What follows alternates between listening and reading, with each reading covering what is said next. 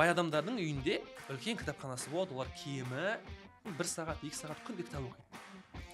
Кедей адамдардың үйінде үлкен телевизор болады, олар күнде сериал қарайды дейді. А мен солай күнде келем, түрлі сериал қараймын ғой. Қазіргі кәсіпкерлердің ең басты қателіктері неде? Көп кәсіпкерлер кәсіпті істейді, чтобы дәлелдеу үшін. Кәсіпкер деген ол бір образ емес. Ол бір статус емес. Ешкім бір ортаға қосылған кезде, любой адам бір ортаға қосылған кезде, мен осы ортадан мына нәрселерді аламын деп барады ғой. Иә. Берем деп ешкім бармайды. Иә. Вот самый проблемный нәрсе осы. Мен бірінші январь таңертең сағат 8-де офисқа келіп тұрмын. Ни одного сотрудника нету в кабинете. Мен отырмын жалғыз өзім. Жылап отырмын ғой. Вот мен жыладым жалғыздықтан. Осы буткемптен кейін 300 адамды суицидтен сақтадыңыз, 500 отбасыны ажырасудан сақтадыңыз. Бұл жалпы мүмкін ба адамдармен осыншалықты үлкен ауқымды жерде осылай жұмыс жасау қаншалықты қиындық әкеліп жатыр сізге? Өзінің жалаңаш жан дүниесін көру деген сөз бар да. Мен мысалға мен ренжимін әйеліме, потому что мен кәсіпкермін ғой, неге сен мені типа құнсыздандырасың? Кәсіпкер ол продажник болмайды в основном ше. Кәсіпкер ол жаңағыдай стратегиямен айналысады дегенше ол отырып сатпайды. Бизнес деген нәрсе ол бір супер большой офис, супер большой команда емес. Ол сырттағы курсты кінәлайды. Адамды сүю ол адамды иемденіп алумен тең.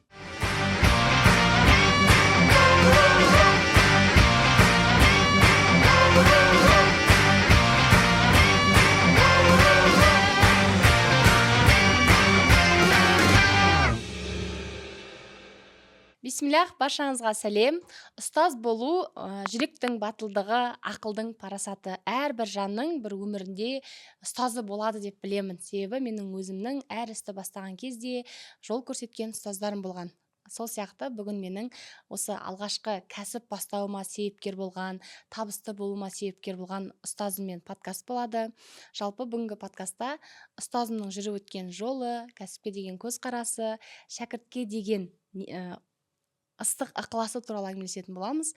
Ол жан Қазақстандағы ең үлкен қазақ тілді бизнес-клуб Фокус БМ-нің негізін қалаған, 7 жылдан бері бизнес пен тұлғалық дамуда, кәсіпкерлікте өзінің мықтылығын көрсетіп, мыңдаған адамдардың өмірін жақсы жаққа өзгертуге себепкер болып жүрген жанның бірі. Бақтыбай мырза менің алғашқы ұстаздарым, және мені осы инфопродюсерлікке, автовебинарға, жалпы инстаграмды дұрыс жүргізуге үйреткен ұстаздарымның бірі. Бұл кісіні енді мен 2 миллион алғашқы кредит алып, білімін алған кезден бастап біледі. Өзімен танысып кетсек, енді мен ағай деп айтамын. Ағай, қош келдіңіз. Қош көрдік. Рахмет шақырғаныңызға. Иә, қош келдіңіз. Мен қуаныштымын алтын уақытыңызды бөліп маған подкастқа келгеніңізге. Өзіңізді көрермендерге таныстырып кетсеңіз. Есімім Бақтыбай Сабырбеков. 7 жылдан бері жалпы адам баласының жетістікке жету жолын, бақытты болуын зерттеп, практикада қолданып жүрген адамдардың бірімін. Аллаға шүкір, осы күнде Қазақстан бойынша ең үлкен қазақ тілді бизнес-клубтың негізін қаладық. Міне 2 жыл болды. Одан бөлек қаншама адамның әртүрлі, ол ақшалай болуы мүмкін, біреуде қарым-қатынас болуы мүмкін, біреуде жалпы өмірге деген көзқарас болуы мүмкін. Әртүрлі өмірде бір кішігірім, кейде үлкен жетістікке жетуіне себепкер болып жүргендердің біріміз. Алхамдулилля. Ағай, жалпы кәсіпке қалай келдіңіз? Бизнес пен тұлғалық дамуды қатар алып жүруге не түрткі болды сізге?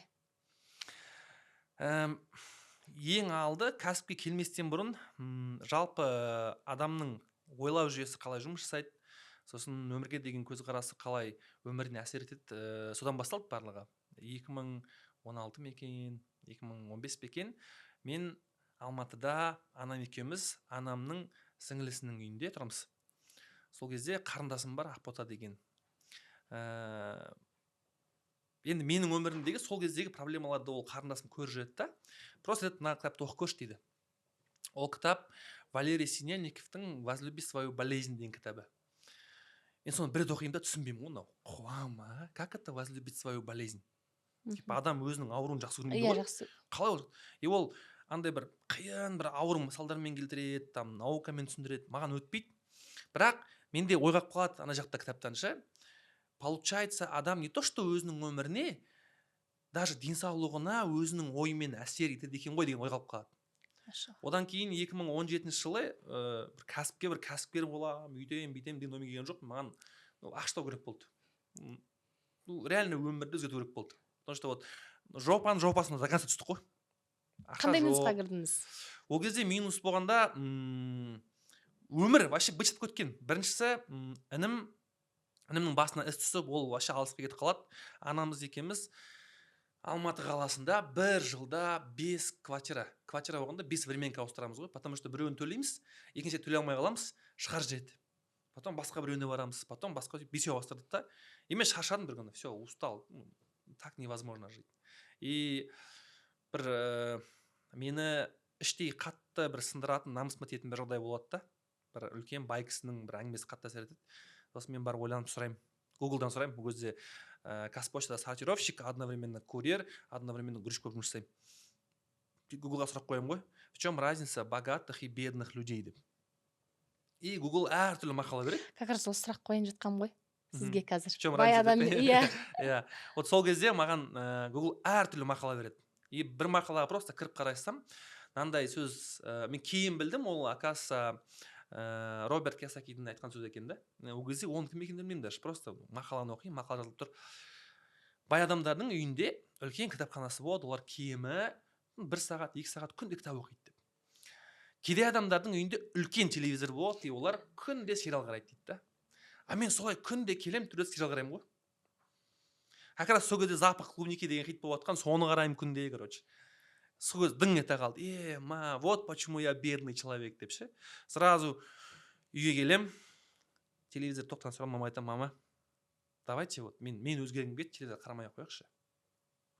Енді бізде бөлек комната жоқ қой, что басқа жаққа қарап қарай салатын. Кішкентай комната, и телевизор қосылса автоматически қарайсың. Сол мама давай дейді да. И сосын Айжан деген сестрам бар, содан мен кітап аламын. Ол қандай кітап? Мен кәсіп бастағым келеді, кішкене өзгергім келеді, я понял деп. Қандай кітап оқуға кеңес бересің десем, әліңге несінде Марат Абиевтің «Казахстанская мечта» деген кітабын ұсынады маған. Кәдімгі өз береді маған оқы деп. Сол алғашқы кітабым, который бизнесқа деген менің желаниямды қатты ашқан. 2017 жылы август айында болған жағдай, сентябрьдің аяғына дейін мен уже жұмыстан шығып, алғашқы бизнесімді бастап, сонымен дальше больше кетті ғой барлығы. Вот. Қазіргі кәсіпкерлердің ең басты қателіктері неде? Егер біздің елді, біздің қоғамды алатын болсақ, біріншісі, көп кәсіпкерлер кәсіпті өзі бақытты болу үшін немесе просто бір мағаннан істемейді. Көп кәсіпкерлер кәсіпті істейді, чтобы дәлелдеу үшін. Папасына, мамасына, вот я добился успеха, смотрите деп. Біріншісі, ең популярный, мен қаншама кәсіпкерге осыны кейін разбор істедім ғой, мен айына бір кемі 15-20 разбор істеймін жеке. Бәрінің проблемасы сол. Делают бизнес для того, чтобы доказать своим близким, что они круче. Сендер мені құнсыздандырдыңдар, сендер мені мойындамадыңдар, и вот қараңдар, я добился успеха. Вот. Бұл бір. Екіншісі, супер важный нәрсе, кәсіпкер деген ол бір образ емес. Ол бір статус емес. Кәсіпкер деген профессия ғой кәдімгідей ше. Профессия. А профессия деген қандай? Профессия мамандығың бар ма? Сен сол мамандықты барынша білім аласың, барынша әрекет істейсің. Бірақ мен, например, таргетологпын деп бүйтіп жүрмейсің ғой сен. То есть профессия это прикладная всегда. Это не тот образ, которым нужно понтоваться. Бізде қалай? Бізде кәсіпті істейді, чтобы соответствовать образу. Өзінің айналасындағы, қоғамның алдындағы белгілі бір кәсіпкер деген образға лайықты болу үшін. Мысалы, мен жағдайымда, менде қалай болды? Менің басында кәсіпкер деген картинка, ол менің қасында емес, менің басында картинка қайдан пайда болады? Ол маған ағам айтады, бауырым айтады, сырттан көрем. Например, менің анам басқа бір кәсіпкерді айтуы мүмкін, анан қараш деп ше. Сөйтіп, сырттағы информацияда менің басында кәсіпкер деген образ пайда болады. Ал образ насколько менің жан дүниемен соответствует, ешкім қарамайды оны. Мен де қараған жоқпын. И мен басында осы кәсіпкер, үлкен офисі бар, үлкен командасы бар, Инстаграм күшті жүргізеді, постоянно классикамен четко киініп алып жүреді, да, постоянно туфлимен, костюмшалармен жүреді деп ше. Неудобно болса да жүреді. И артық жаңағындай там қуғынбай темалар жоқ, я билері жоқ, нелері жоқ, серьезный дейді. Хотя мен жан дүниемде негізі ондай адам емеспін. Бірақ кәсіпкер болғым келгендіктен, и еще кәсіпкердің образы сондай болғандықтан, мен не істеймін, басқалардың ойларына, бақытбай кәсіпкер деген басқалардың ойларына лайықты болу үшін барынша өзімді сатып кетемін. Екінші проблема өзін сатып кету. Өзін сату. Иә. мен, например, сторисқа шығып билегім келеді. Мен Бірақ кәсіпкерлер билемейді. Кәсіпкерлер билемейді мен басында. Ол серьезно, ол бүйтпейді, андай типа жаңағыдай тойға барса бүйтіп тұратшы ол ше. Мен, например, свободный женский кигім келеді, футболкамен жүргім келеді, кеді кигім келеді. А кәсіпкерге это не подобает мен басында. И барынша өзімнің шынайы қалауларым, жан дүниемді бәрін бүйтіп бүктеп решеткаға салып қойып қоямын дағы, я соответствую мыслям окружающего мира. Сатып кеттім өзім. Бұл екінші қателік. Үшінші қателік.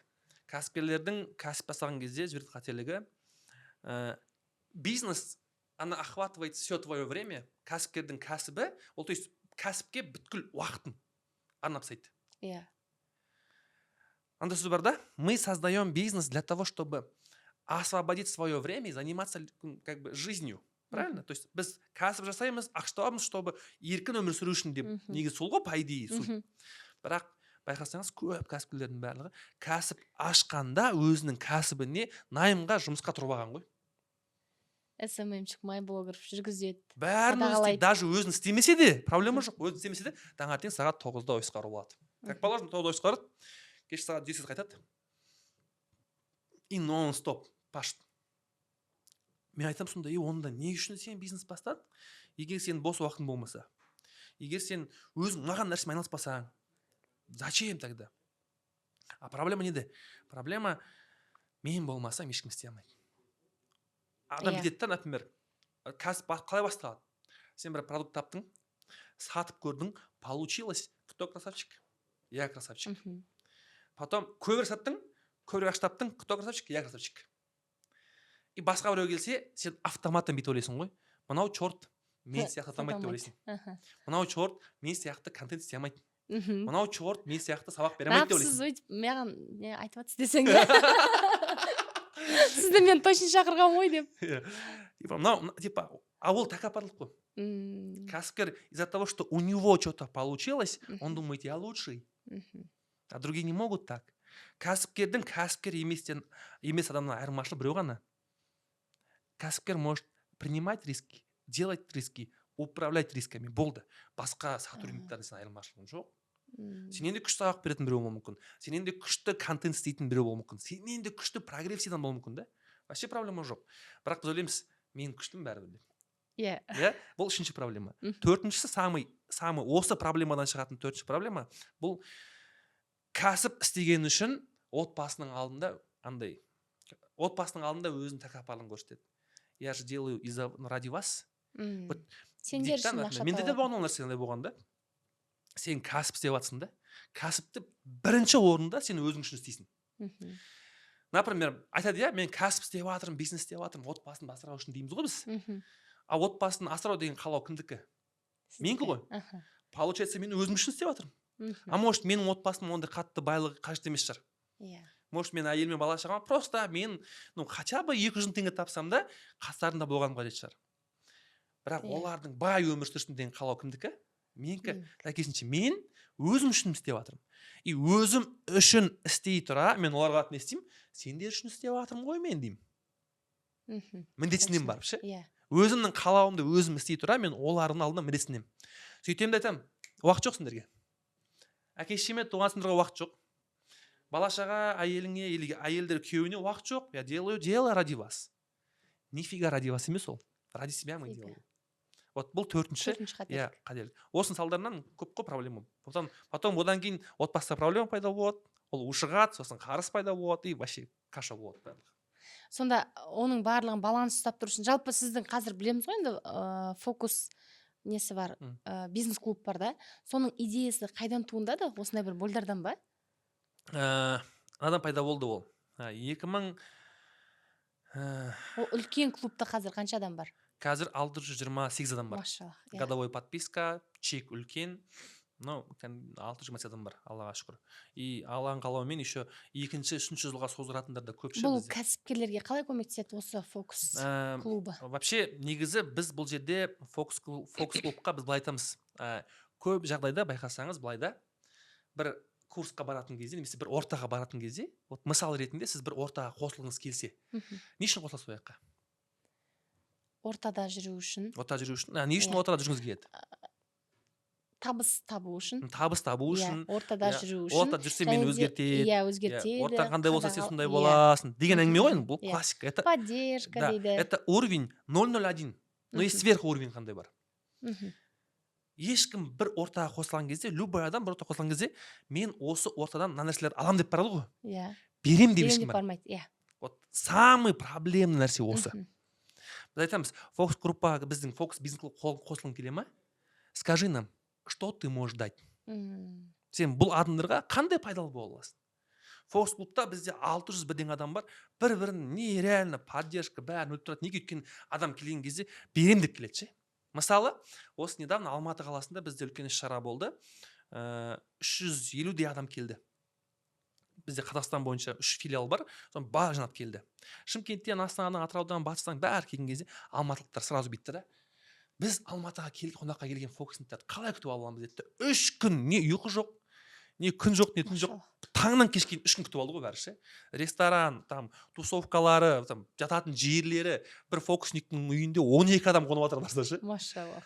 И не үшін олай болады, потому что изначально кірген кезде ниетте мәселе. Мен бір жаққа барсам, көркейту үшін барам деген ниет басынан бастап. Вот. Ал енді біз ол адамдарға қалай көмектесеміз? Біз айтамыз всегда, өмірдің бір ғана саласын емес, барлық саласын дамыту керек. Комплексно даму керек. И мен мысалы өзім лично қатты қадалған, қателескен жерім өмірдің бір ғана саласын қатты дамытқан. Мен ақша, деньги, бизнес деген саланы өте қатты дамыттым. Я прокачивал личность, психологию, духовность, все только для того, чтобы зарабатывать большие деньги. И мен таптым ғой шақты. Мен 2021 жылдары қазіргіден, наверное, мен қазіргіден көп таппасам да, қазіргінің ажық бержін таптым ақша. Бірақ ол ақшада ешқандай қуаныш болмаған да. Не жоғалттыңыз? Көп нәрсе жоғалттым. Мен ақшаның артынан қуалап жүріп отбасымды жоғалттым, қарым-қатынасты жоғалттым. Даже кейбір уақытта анаммен, бауырыммен қарым-қатынасымды мен әрең қайтып орнына келтірдім. Мен кәсіп бастағалы бері қаншама достарымды жоғалттым. Не үшін? Потому что мне было наплевать на всех. Мне нужно было только делать деньги. Вот, бірақ мен сонымен ғана өмір сүрдім. Но 2023 жылдың басы 1 январь офиста мен отырмын. Реально. Вот, мен боқтасам кешірім сұраймын, мне было так хуево. Реально так хуево, что мен офиста отырмын. 1 январь барлығы 31 жаңа жыл тойлап, демалып сөйтіп жүр да. Мен 1 январь таңертең сағат 8-де офисқа келіп отырмын. Ни одного сотрудника нету в кабинете. Мен отырмын жалғыз өзім. Чтоб понимали, офис 520 квадратов. Мен отырмын жалғыз өзім. Жылап отырмын ғой. Вот, мен жыладым жалғыздықтан. Телефонымда сол кезде қазір алып телефонымда 2000 контакт бар. 2000 чем-то контакт бар. Ешкімге звондамаймын ғой. Білесіз ба неге? Потому что мен қазір звондасам, бұлармен сөйлессем, әлсіздігімді көрсетіп қоямын ғой. Бұларға мен не үшін әлсіздігімді көрсетуге қорқам? Потому что мынау 2000 адам барлығымен дос болып, общение істеп күшті болып жүрген мен емес, менің кәсіпкер Бақытбай Сабырбеков деген маскам. Ішкі жағын ашамаймын. Сол кезде мен айттым, я так не хочу больше. Я не хочу соревноваться деньгами. Мен ақшамен арпалысқым келмейді. Мен дүниемен жарысқым келмейді. Мен кім қанша запуск істеді, кім қандай өнім шығарды, кімде қанша клиент бар. Вообще, идите все к черту дедім. 2022 жылы. 23 жылдың басында. 23 жыл басында. Я настолько устал в это время. И сосын тұрында айттым, я хочу просто друзей. Маған шынайы дос керек. С кем я могу просто вот так сидеть, сказать, блин, мен шаршап кеттім деп ше. Точно. Қазір қаншама адамға солай айтқысы келіп жүр, иә? Фокус групп идеясы осыдан шықты ма сондағы? Сөйтіп біз, адам жиналдық. Алғашқы 9 адам жиналды. Мен екіншісіне бардым ба?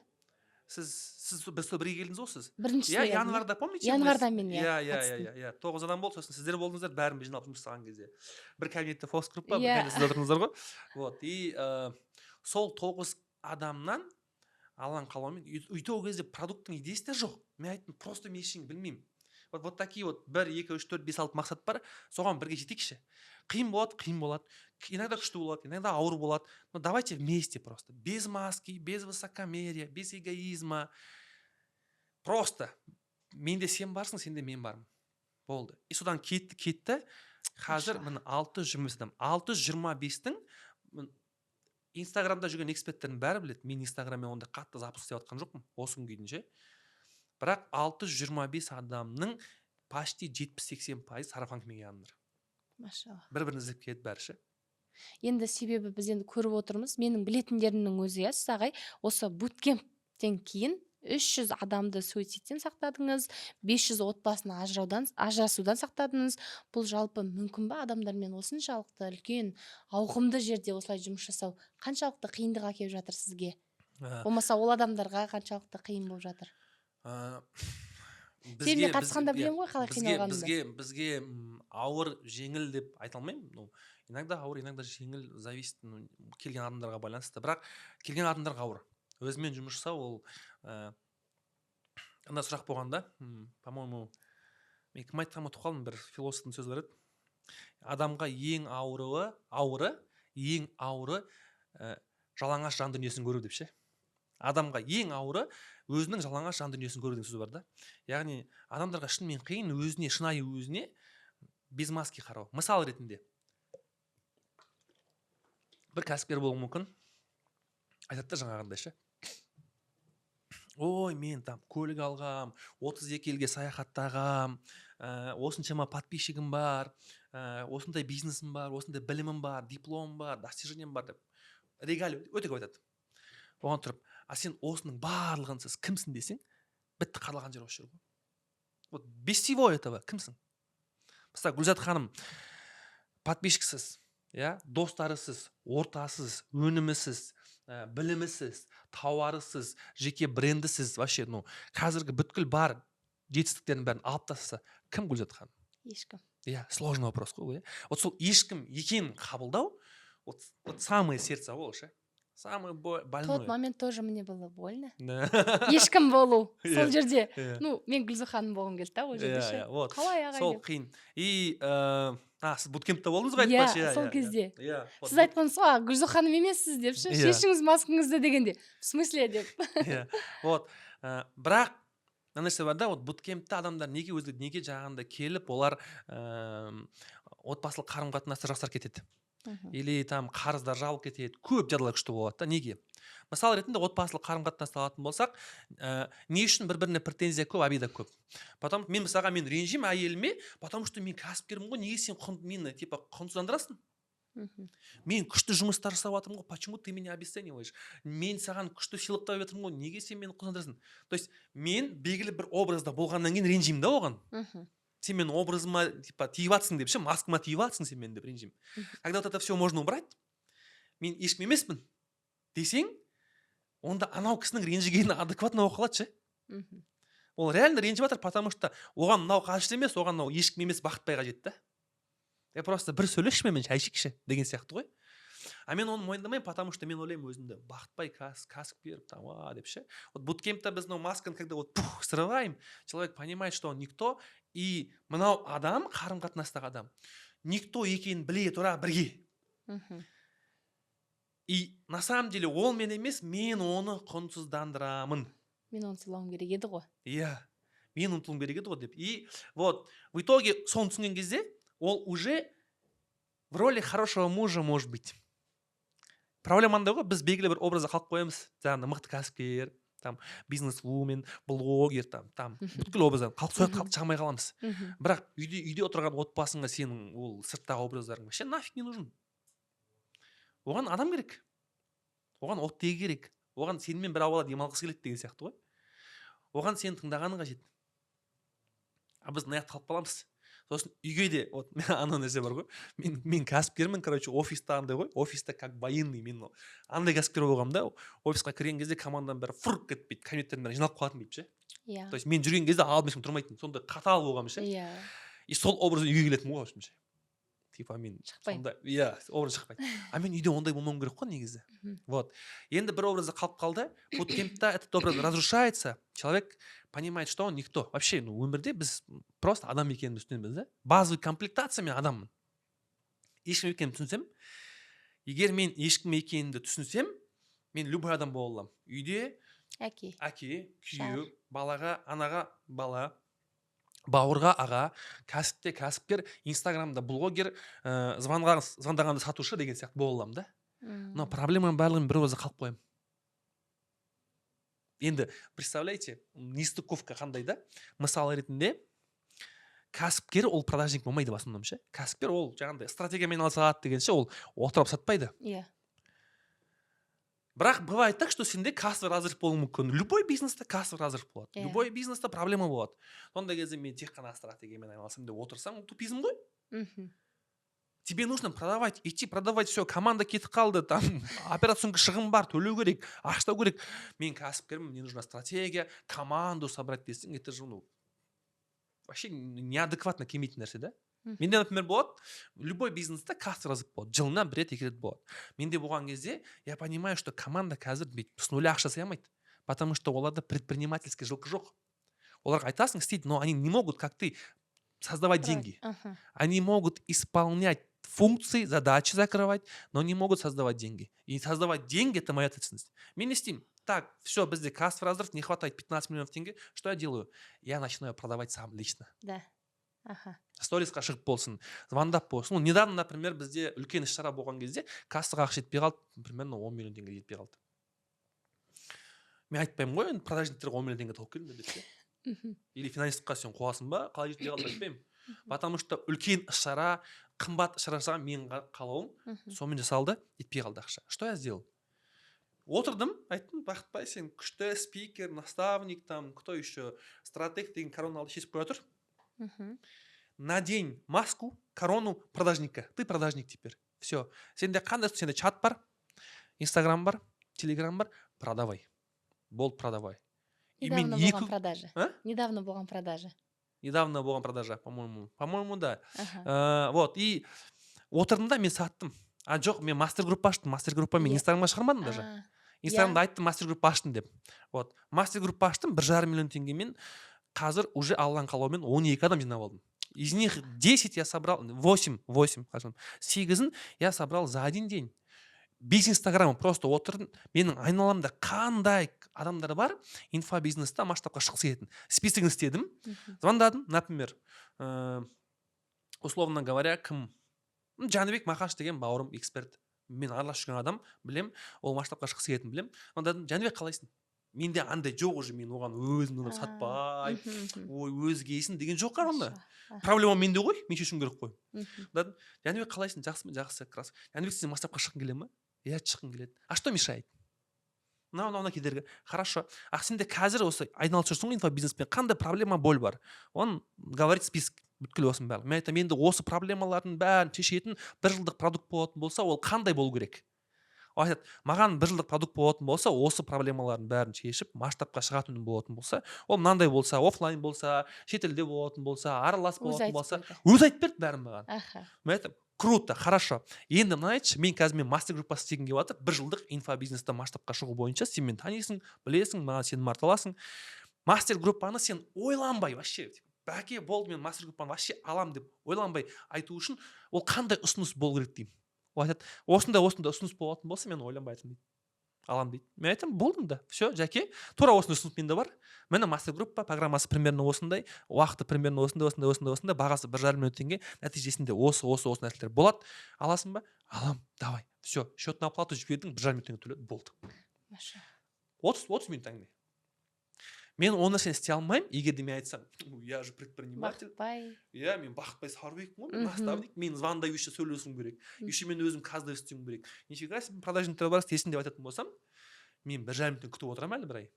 Сөйтіп бір күнде мен 10 адаммен сөйлестім бе, 8 жабылды сөйтіп. Енді 8-ді 1,5 минут көбейте беріңіз. Пожалуйста. Сразу вот компания кассасын шығып кетті автоматически.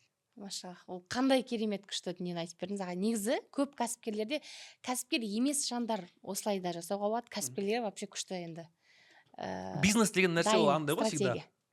Мен да ойлаймын, бизнес деген нәрсе ол бір супер большой офис, супер большой команда емес. Мысалы, менің бір досым бар. Досымның бірақ клиенті бар. Бірақ жылына чистыми $1 миллион табады. Бірақ клиенті бар, 3 сотруднигі бар. Юрист, логист, бухгалтер, финансист болды. 3 сотруднигі бар. Үшеуде кішкентай бір компьютер оны вообще до оқу бірінші алматы жақта бір жерде бір болмайтын комитте айына 80 теңге төлей ма сондай. Но досым офисына вообще бармайды, жылына $1 миллион табады. Что он сделал? Он договорился бір заводпен, нефтяной заводпен договорился, и оған поставляет трубы. Нефть шығаратын трубаларды, короче, поставляет. Бір рет договор жасады, келісті, самый доступный бағам береді, самый лучший качестводан береді, болды. Мен айтам, мен тут где личный бренд? Қайда үлкен офис, қайда команда, қайда, ештеңе жоқ. Вообще бірақ зарабатывает хорошо. Иә, мен соны айтам, бизнес ол жаңағы инстаграмдағы подписчик емес, ол личный бренд қана емес, оның барлығы просто бизнесқа скорость беруші нәрселер олар. Бизнес ол сұраныс бар, сұранысты сағынтап, соған сұранысты жабатын ұсыныс бересің, құндылық бересің, болды. Осыны істей алсаң, болды, деньги есть в кармане. Мен жаңағы 8 адамға 1,5 миллион продажа істеген кезде менде готовый программа жоқ, готовый презентация жоқ, сторисқа шыққан жоқпын. Мен сияқты сата бергенсің. Иә, просто вот бизнес делается просто. Машаллах. Аға, енді мынандай нәрсе ғой, нөлден бастайтындар окей, осылай жасайды, иә, ұсынысты табады, жақсы бір нені береді, решениені, шешімді. Ал кәсіпкерлердің көбінде бірақ психологиялық сұрақтар өте көп болады. Иә. Мысалға, олар ойлайтын масштабқа шығу ма, там таргетологым қателік жіберіп жатыр, болмаса SMM-шігім прогревім дұрыс емес деп, иә. Бірақ бір қарап қалсаң, оның өзінің бір мышлениясінен, өзінің бір убеждениесінен де сондай бір жандарға қандай бір кеңес берер едіңіз? Бірінші дұрыс айттыңыз, любой кәсіпкердің қазіргі там командасында проблема болуы мүмкін, финанста проблема болуы мүмкін, там инструментте проблема болуы мүмкін. Сөйтіп айтады олар. Бірақ на самом деле любой проблема бизнестағы, ол бизнестің проблемасы емес, ол кәсіпкердің басындағы проблема. Масштабқа шыға алмай жүрген адам, байқасаңыз, масштабқа не үшін шыға алмай жүрсең, ол кінәлайды кімді? Айналасын, иә, типа, клиент не тот, өндіріс бөлімдегі там руководитель не тот, SMM-шік не тот, анау не тот, мынау не тот дейді. Таким образом, на самом деле, ол өзінің масштабқа шығуға деген қорқынышын ақтап алады. Всегда солай. Например, мысал ретінде мен сізге айтсам қазір. Мына жерде ішінде жидкость бар. Никто не знает, что это такое. Сол емес енді, бір жидкость бар ішінде. Никто не знает, что это такое. Возможно, уланып қалуы мүмкін. Десем, ішесіз ба? Жоқ. Ішпейсіз. Ал не үшін ішпейсіз десем айтасыз маған? Не үшін ішпей жатсыз десем айтасыз? Сіз солай айтып тұрсыз ғой, ішінде уланып қалуыңыз мүмкін деп. Иә. Не деп жатсыз маған? Ты же так говоришь деп жатсыз да? Иә. Понимаете? Кәсіпкер айтасың, масштаб, неизвестность. Шықтай десең? Иә. Неизвестность қой ол. Иә. Болмай қалуы мүмкін. Иә, болмай. Сол үшін ол не істейді? Сразу айтпайды, өзінде проблема бар деп. Мен қорқып тұрмын деп айтпайды ғой. Сіз айтқан жоқсыз ғой, мен қорқып тұрмын деп. Иә. Сіз айттыңыз деп айтты. Иә, сіз айттыңыз деп жатсыз да. Ол айтпайды, мен қорқып тұрмын деп. Ол айтады, таргетолог не тот дейді. Ол SMM не тот дейді. Ол мен блогер бола алмаймын, деп дейді. Проблема жоқ емес. Масштабқа шыға алмаған адам ол масштабтан қорқады. Даже қарапайым инфобизнес алатын болсақ, бізде қазір, енді мен басқа жақта қалай екенін білмеймін, бірақ біздегі қазір біздің NPS-ті қарайтын болсақ, 625-тің NPS-і 9/9. 10-ның 9/9. То есть 99% фокусниктар готовы советовать другим біздің продуктты. Не үшін? Потому что мен былай істедім басына. Мен қазір хочу масштабироваться клиенттің санымен. Мен дайынмын ба 2 жыл олармен жұмыс жасауға?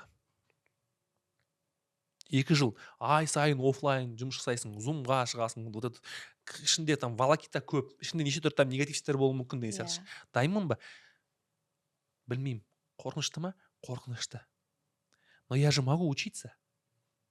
Маған ешкім қазір 1000 адам сөз бере салмайды. Мен басында 9 болдым, 50 болдым, 100 болдым, 250 болдым, 350 болдым, 450 болдым, 550 болдым. Бірте өстім ғой. Я же могу учиться. Вот, то есть, просто адекватный диалог өзіңмен. Менде қазір 2000 клиент болатын болса, я готов это принимать? Или нет? Егер честно нет болатын болса, онда сен іздейсің. Так, хорошо, қай кезде мен дайын боламын?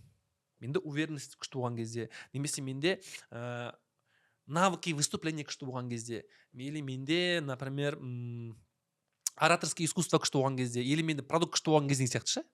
Бізде қазір 600, просто ойланып көріңізші, 625 адам оқып жатыр постоянно, активно оқиды олар, каждый хакатонға общий 625-тің 50% келеді.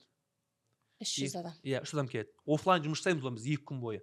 Плюс спринттары бар, офлайн тоже. Плюс зум сабақтар бар аптасына 2 рет. Плюс платформа бар. Плюс там, барлығын қосқан кезде осы 625 адамды обслуживает 5 адам. Машалла. 5 адам бар командада. И опять изначально ойласында, так, менде қазір 2000 адам болатын болса, мен мысалы қазір ойланамын, менде қазір 5000 адам болатын болса, я смогу? Если нет, то мен қай кезде оны істей аламын? Біріншісі, продукттың жаңа деген шығарған кезде. Екіншісі, мен уже 2000 адамды залда бүйтіп ұстап отыратын кезде. Значит, маған хотя бы буткемпқа қазір 2000 адам жинау керек сияқты ше. То есть, мен себептің бәрін қайдан іздеп жатырмын? Өзімнен іздеп жатырмын да. Бізде кәсіпкерлер себепті өзінен іздемейді. Ол сырттағы курсты кінәлайды, таргетологты кінәлайды, психологын кінәлайды, там, командасын кінәлайды. Вообще проблема жоқ емес. Сіз мысалы мен келген кезде декреттегі 4 баланың анасы ештеңе білмейді, 2 миллионмен алуға дайын болдыңыз. Ол енді 5 жыл бұрынғы дүние ғой. Ал қазір сізге дәл сондай нөлден бастайтын жандар келсе, жұмыс жасауға қорықпайсыз ба? Қорықпаймын. Келеді ғой бізге. Келеді, вообще проблема жоқ. Вообще нөлден. Нөлден келеді. Дым білмейтін адамдар. Дым білмейтін. Сонда оларға көмектесіп жатырған нәрсе, ағай, инструмент па? Әлде сіздің фокус группадағы бірінші берілетін буткемп па? Қалай ойлайсыз? Аннесе бар да. Вот мысал ретінде сіз суп істедіңіз, иә? Жақсы бір суп істедіңіз. Дәмді болып шықты. Сосын мен сізде сұрайтын болсам, мынау суп дәмді болды не үшін десем? Суынан ба или макароннан ба десем? Қалай болады? Келіспейді ғой біріне. То есть суда, макаронда, специи бәрі жұмыс жасайды да. Дәл солай суда, специи да барлық жұмыс жасайды. Бізде адамдар нөлден келсін или басынан бастап келсін, проблема жоқ. Работает и все. И мышление, и духовность, и инструменты, и навыки. Например, типа бір курстары бар, күшті инструмент береді да. Бірақ келген адамда сол инструментті қолдана алатын навык жоқ. Дағды жоқ. Қабілет жоқ. Бірлер вот курстар вода. Вообще вода, бірақ сол курсқа бір дағдысы, қабілеттер мықтадан бараттан сол воданың өзінен күшті нәрсесі кіреді. То есть, ешкім айта алмайды нақты инструмент, нақты там психология деп. Комплексно. И психология, и коучинг, и психотерапия, даже телесная терапия, инструмент, навыки, способности, все работает, все вместе работает. Бүйтіп бөлек алып кете алмайсыз. Сіз енді қазір қаншама жандардың өмірін өзгертуге көмектесіп жатсыз ғой. Бұл өзіңіздің өміріңізде қолданып, сіздің отбасыңыздағы қарым-қатынасты дұрыстауға көмектесе алмады ма? Мына нәрсе бар да. Сынған ыдыс аяқты қайып жабыстырсаң болмайды. Өйткені көңіл деген нәрсе бар. Оның көңілі бар, менің көңілім бар. Екеуміз де білмедік. Екеуміздің де ол кезде қабілетім жетпеді. Бірақ основной мен всегда айтамын. Біздің отбасының бұзылуына мен ғана жауаптымын. Мен ғана жауаптымын. Ешкім кінәлі емес, бірақ жауапты мен. Неге? Өйткені изначально мен үйренетін кезде қателік жібердім. Дұрыс таңдау емес, ол мәселесі емес. Она идеальная. Она была хорошей женой, она была хорошей келинкой, все идеально. Я был не идеальным мужем. Неге? Өйткені изначально үйленген кезде, бізде қарым-қатынаста отбасын құрудағы самый тупой, самый популярный қателік. Жігіттерде былай. Жігіттер үйленген кезде дейді, маған жақсы келін болатын әйел керек дейді. Солай ма? Қыздар не дейді? Мен қазір тұрмысқа шықсам бақытты болып кетемін дейді. Мен тұрмысқа шығам бақытты болып кетемін, бүткіл напряжение кетеді, я расслаблюсь деп ойлайды. Нифига не работает так. Біріншісі, менің случайында мен айттым, мен анама жақсы келін болса болды деп ше. Жақсы келін болды ғой, әңгіме жоқ.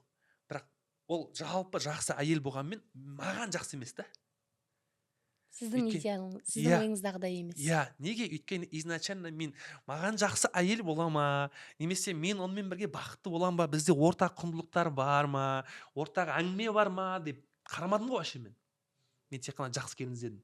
Самое интересное, ол жақсы келін. Ол до сих пор мамамен екі общениесі күшті. Машалла.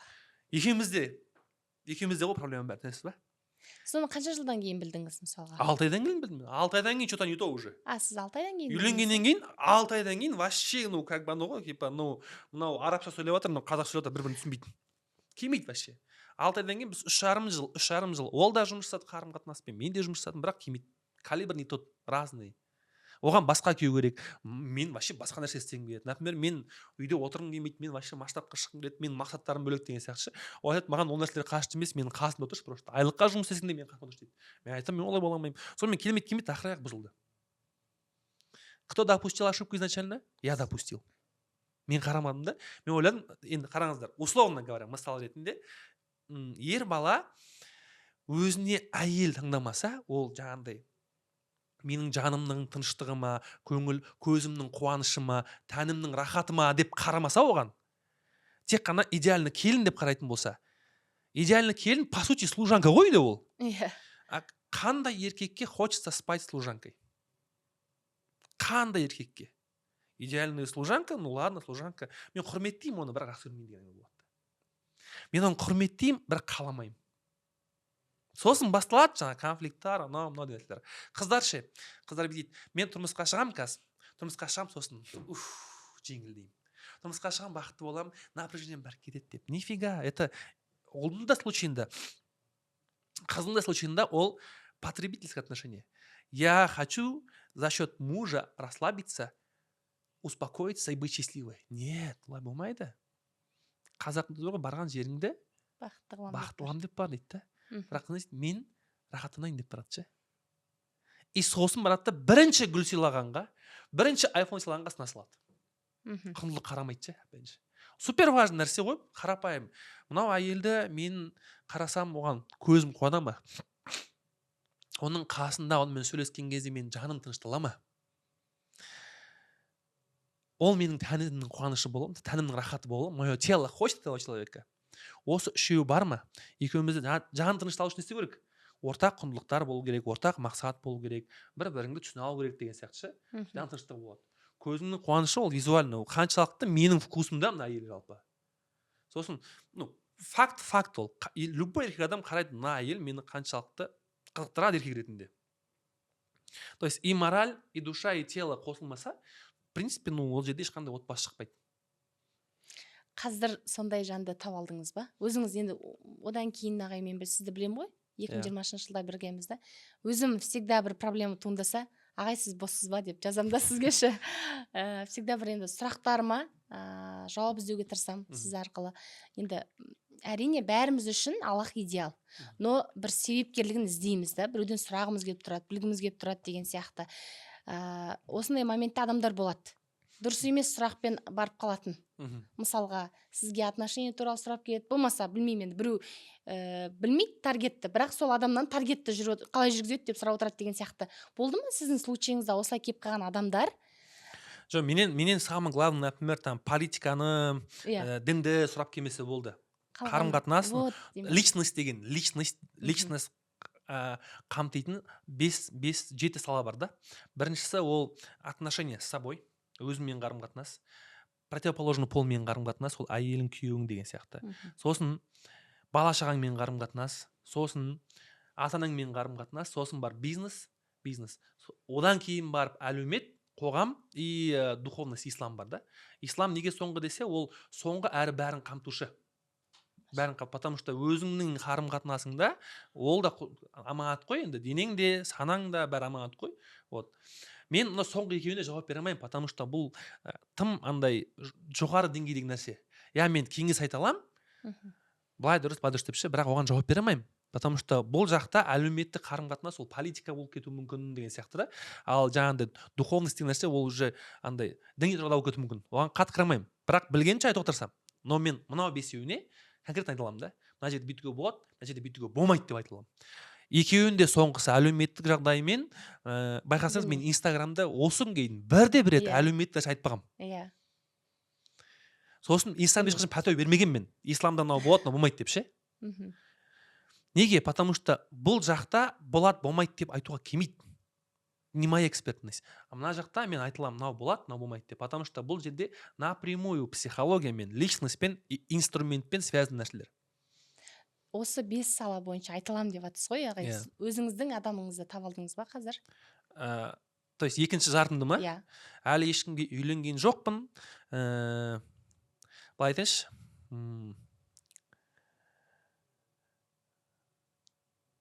Жақсы көретін адам бар. Жақсы көретін. Бірақ сүйетін адам жоқ. Сүйетін адам, скорее всего, болмайды да. Тек жақсы көрумен алуға болады ма сонда? Конечно, енді өзі айтқаным андай нәрсе ғой. Мынау сөз бар ғой жаңағы. Бұл өмірде менің жаным болуы мүмкін, бірақ жанымның иесі ешкім бола алмайды деген сөз бар да. Потому что сүйетін, сен кімді сүю керексің десе, тек қана Құдайды сүю керексің болды. Машалла. Адамды сүю, ол адамды иемденіп алумен тең. Сүю деген это даже сүю деген ол переводы любить емес қой. Я тебя люблю деген сөздің переводы мен сені жақсы көремін. Жақсы көремін, десіз ба? Сүю деген ол адамды Құдайдан жоғары қойып тастау. Крайним случай мен былай деп айтамын. Но типа кейде болады ғой енді қыз балалар типа ой сен мені сүймейсің анау деп ренжиді ғой, енді сен сүйемін деп айтпайсың деп ше, мен жақсы көріп айтамын ғой. Енді біздің құлағымыздың құрышы сонымен қанады ғой. Иә, мен айтамын, мен сені сүйемін, бірақ сен менің сүйіктім емессің деп айтамын. Ауыр. Бүгінгі жалпы темалар өте ауыр кетіп жатыр. Себебі мен үйге барып қорытуым керек оның бәрін, жауаптың бәрін. Мен сені сүйемін, бірақ сүйікті емессің, потому что менің сүйіктім бір ғана Құдай. Машалла. Өйткені сен маған қанша жерден 20 бала туып берсең де, сен маған хотя бы Меккеге барған кездегі сезімді бере алмайсың. Иә. Ол бөлек нәрсе ол. Машалла. Бөлек нәрсе. Ол құлақ қарау оған ше. Сосын ол сразу түсінеді да, болды, главное сүйемін деп айттыңыз ғой дейді. Болды, оған ешкімге қажет емес. Күшті. Бүгінгі негізі темалар ағай өте ауыр кетіп жатыр. Мен білем, сізге келген кезден мен әлі түсінбегем. Мен сізді әлі күнге дейін 5 жыл өтсе де түсінбей келе жатырмын. Әр кездескен сайын әртүрлі инсайттар аламын. Жалпы осы алдағы 1-2 жылға қандай жоспар қойып жатырсыз? Сол мен үшін интересно болып тұр. 1-2 жылға біз қазір буткемп мышление бойынша буткемп тегін ғой. Содан 1-2 жылда емес, енді может быть 20 жылда 1 миллион адамды тегін өткізсек деген мақсатымыз бар. Біз 1-2 жылға мақсат қоя алмай жатсақ, сіз 20 жылға. 20 жылға, иә, бізде стратегия 20 жылға. Сосын алдағы 10 жылдықта 10 жылдың стратегиясында бізде Focus бизнес клубында хотя бы 5000 адам болу керек деген мақсат бар. Машалла. И сосын да новый бір әрекеттер жоқ, біз не жұмыс істеп тұр қазір, соны жұмыс істей береміз. Например, буткемп, фокус жұмыс істеп жатыр ма соған. Бізде проблема андай ғой адамдарда, Гүлзат ханым, ол сізде де болған шығар. Бір әрекеті ақша келіп тұрса, ол ойлайды, менің любой әрекетім ақша келеді деп ойлайды. Иә. И сол әрекет, ақша келіп әрекет істей берудің орнына істейді, новый бір инструменттер, новый воронка. Бүткіл эксперттер, кәсіпкерлер новый воронка іздейді. Мен айтамын, мен істеп тұрған воронка бар ма? Істеп тұрған әрекет бар ма? Соны істей берші болды. Бізде бір воронка бар, буткемп адамдар келеді, буткемптен фокусқа өтеді, біз соны істей береміз болды. Маған новый бірдеңке, новый нәрсені тест жасаймыз, тест жасаудан проблема жоқ, тест істей береміз, но основной істеп тұрған нәрсе істей беру керек қой. Вот. Бізде ближайший 20 жыл буткемп болды. Буткемп, тегін ба, тегін болды. Машалла. Ал фокус группаны қалай дамыту ойыңызда бар? Бір жаңа қырларына, қандай мақсаттарыңыз? Фокус группа деген ойрақта идея көп. Например, өзіміздің жеке әлеуметтік желі сияқты платформамды ашқым келеді. Өйткені фокус группаның ішінде қазір бір-бірін тауып, қосылып, отбасын құрған семьялар көп. Ого. Уже анда балалар бар, біз айтамыз, фокустың балалары деп айтатын балалар бар ше, өмірге келген балалар, фокустың балалары дейміз. Сол сияқты әлеуметтік желі сияқты фокустың ішінде бір-бірімен коммуникация қылып сөйлесетін, ол жерде вакансиялар бар, профессиялар бар, кіріп қарай беретін деген сияқты ше. Сосын мына нәрсені қалап тұрып, біз қазір соған жұмыс істеп жатырмыз. Фокус группа кірген адамға басқа жақтан білім алу қажеттілігі қалмайтындай қылып істегіміз келіп жатыр. Бүткіл сфераны қамтиды, ол надо будет там Target, Wildberries, Каспи болсын, барлығын бергіміз келіп жатыр да. Қазір основной бағыт бізде сол продукт дамыту. 5000, 10 000 адам болса да, оларда вообще басқа жақтан дополнительно білім алу деген қажеттілік болмау керек. Машалла. Полный. Басқа жақтан білім алатын болса, эксперт ұнағаннан кейін барып алса проблема жоқ. Деген сияқты ғой. И ары қарай уже түпкі идеямыз үлкен бір ЖК соғу. Машаллах, қандай ЖК күшті. соғу, үлкен ЖК соғу, и сол жерде бүткіл фокусингтер тұратын болса, кешкісін бүйтіп үйден шыққан кезде, қалайсың, фокус 26-дағы емессің бе, қалайсың, фокус 30-дағы емессің бе деп. Сол жердегі жаңағындай, сол райондағы ресторандар, кафелер, там балабақшалардың барлығы фокусингтер болатын болса, то есть бір құндылықпен өмір сүретін кішігірім қала, кішігірім ауыл деп айтайықшы. Машаллах, Вот, өте түбі сол. керемет. Өте керемет бір армандар, мақсаттар екен ағай. Мен сізден бұл нәрсені күттім. Мен сізді 5 жылдан бері танимын деп айтып жатырмын. И мен сізді каждый раз оқыған сайын, тыңдаған сайын, естіген сайын әртүрлі құндылықтарыңыз ашылып жатады сіздің. Сізге всегда ризамын. Рахмет. Всегда и везде айтып жүремін. И мен өзім де ең бірінші сіз не шығарасыз, сол дүниені сатып алатын адамдардың қатарындамын. Сондай бір шәкірттеріңіздің қатарындамын. Себебі фокусқа біріншіде ма, екіншіде мен сразу бардым ғой. И әлі күнге дейін мен өзім сотрудниктарыма даже айтамын ғой, сен бар фокусқа қатысып кел, сосын барып мен сені жұмысқа аламын деген сияқты. Сол үшін мен өзім көрермендеріме де осы YouTube канал мақсатым тегін ақпараттармен бөлісу, кәсіп бастайын десе де, тұлғалық даму болса да, и мен осы подкасттан кейін сіздің буткемпті ұсынғым келеді. Себебі мен білемін, сізде бір буткемп 300 адам жинаса, әумен 300 мың жинасын. Соның тең жартысы басқа қаладан болады ғой, тең жартысы. Сол себепті осыны көріп отырған көрермендерге Бақытбай ағайда әркез буткемп деген тегін неше күндік қазір? 4 күндік Қазір офлайн. 4 күн, біз кезде 3 күн болған. 4 күндік офлайн буткемп деген бір обучение дейміз ба, не деп айтамыз ағай? Енді біз айтамыз оны тренировка мозга дейміз. Тренировка мышления деп айтамыз. Тура дәл сондай. Дәл сондай 4 күндік офлайн сабақ болады. Башқында өзіңізбен жұмыс жасау, өзіңізді тану деп айтайықшы. Сол буткемп сіздерге кеңес беремін. Ол жаққа сілтеме бір нәрсе қалдыра аламыз. Мүмкін Инстаграмда сайт берсек болады. Сайт бар. Дата ауысса, сразу сайтта шығады бірінші. Сайтқа кіріп, сол жақта тіркеліп, Telegram каналға қосылып алса болады.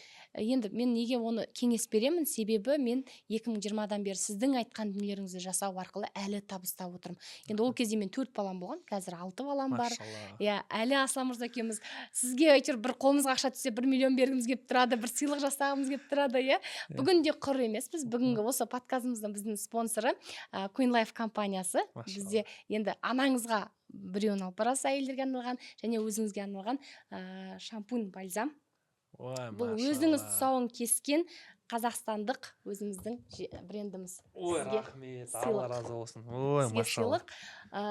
Шақыртуға бірден шешім қабылдап, Гүлзухан, мен сізді қолдаймын деген сөзіңіз үшін көп рахмет. Соның өзі бір адамға қанат бітіретін дүние ғой. И бүгінгі сіздің сұхбаттан кейін реально өзім барып үйге ойлануым керек болып жатыр. Сол үшін неге тезірек қайтуым керек. Осы жерде мен сізге бірден айтып жібере салайын. Көрермендерге де Гүлзат ханымның сіздің сондай бір жомарттығын айта кету керек енді ол нәрсені ше. 2022 жыл ғой деймін, қателеспесем, 21 жыл ма, 22 жыл ма, 22-де ма, 21-де ма, 1 миллион алып берген кезде. Ол 22 болды. 22 жылы. Офиста мен отырмын, күні ертең мен бір 8 миллионға ма 9 миллион бірдеңке алуым керек болды да, ақшам жетпей жатыр. Қатты қиналып кеттім. Бүткіл себептердің бәрін жасадым да, сөйтіп кешкісін үйге барып дұға жасаймын ғой. Я Алла, сен көріп тұрсың ғой, мен қолымнан келген бәрін істеп жатырмын. Мен басқа ойыма ештеңе келмей тұр. Я уже вот не знаю, что делать. Я Алла, көмектесші маған. Ровно 1 миллион теңге деп айтамын да. Ертеңгіде Гүлзат ханым жазып тұр ғой маған. Бақытбай мырза, сен келсек бола ма деп. Келеді, жолдас екеуі келіп, біз Турцияға кетіп бара жатырмыз. Сізге Алла разы болсын, алған білімдердің арқасында деп. 1 миллион теңге сыйлап кеттіңіз ғой, машалла. Мен сол кезде кәдімгі қол аяғым дірілдеп, жылағым келді. Сондықтан сондай, енді мен сізге ең бірінші айтқым келген нәрсем, Аллах тағаланың менің өмірімде жаңа ситуацияда қабыл болған дұғам болдыңыз ғой сіз. Алла разы болсын. Сондай шынымен мен сізге айтамын, менің шәкірттерім ішіндегі ең күштісі, ең мықтысы сіз деп. Возможно, нәтижелері басқаша көбірек бара шығар адамдар, бірақ әлі күнге дейін менімен қарым-қатынас жақсы, постоянно сыйлап тұратын, көрісіп тұратын сіз. Сондықтан Алла разы болсын. Әрбір бастамаңыз берекелі болсын иншалла. Әумин ағай, рахмет көп. Сізді жақсы көреміз, сыйлаймыз. Сіздің білімдеріңіз арқасында осындай жақсы жетістікке жетіп жатырмыз, және оқырмандарыма, көрермендеріме кеңес беремін. Және де дәл осындай біздің спонсорлардың шампунь бальзамдарын ұтып алу үшін біздің парақшамызға, каналға тіркеліңіздер, лайк басыңыздар, комментарий жазыңыздар. Сол жандардың арасында өзінің бір мынандай нәрсе айтайық та, өзінің бір қандай да бір проблемасы бар адам болса, сол сұрақ қойсын, сол сұраққа бір жауап береміз бағай. Сіздің атыңыздан не бере аламыз? Жауап берсек болады, проблема жоқ. Ең жақсы сұраққа білмеймін енді видеомен жауап береміз ба, инстаграмда жауап берейік па, Инстаграмда. и сыйлық Мүмкін. жіберейік. Ең жақсы сұраққа менің атымнан бір 50 мың теңге сыйлық. Машаллах, қандай күшті жомарт Иә. ағай, көп рахмет.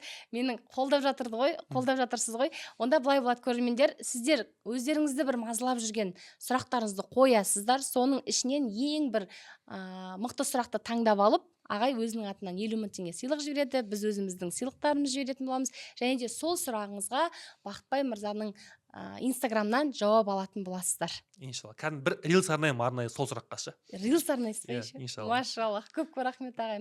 Қуанып жатырмын ғой. Ал құрметті оқырмандар, келесі подкастта кімді көргілеріңіз келеді, комментарийға жазып кетіңіздер, және де ағайдың берілген 50 мың теңгесін, және ол енді жеке разбор сияқты сұрақтарыңызға жауап алу мүмкіндігін, одан бөлек біздің Queen Life компаниясының өнімдерін алу үшін активны болыңыздар.